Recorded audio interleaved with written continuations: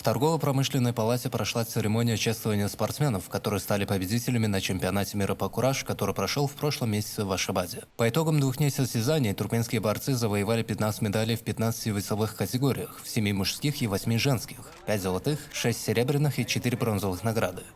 I'm so glad, really, and so happy to be here in this occasion, where the players, the winners in the International Kurash Association from Turkmenistan, been awarded with this magnificent gifts from the leader, His Excellency Sardar Mohammedo, where he built a dream for all the athletes, all the players, all the sportsmen and women in Turkmenistan to see what exactly the country can give, but as well as what the youth can give for the country. This is something, an occasion where everybody should be appreciated.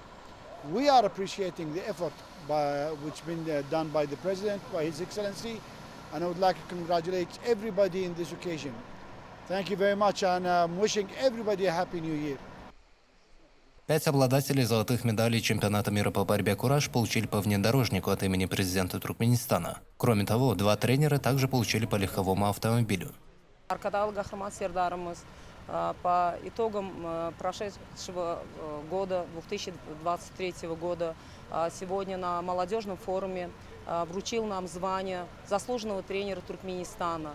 И также за достойное выступление на чемпионате мира по борьбе «Кураж» наградил автомашиной Toyota Camry. Я очень рада этому. Горжусь, что удостоена такой чести от нашего президента.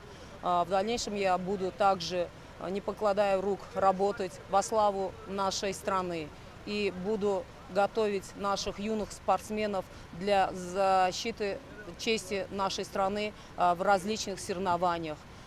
Пользуясь случаем, хочу поздравить нашего Гахрамана Аркадала Гахраман Сердара, народ нашей страны с наступающим 2024 годом.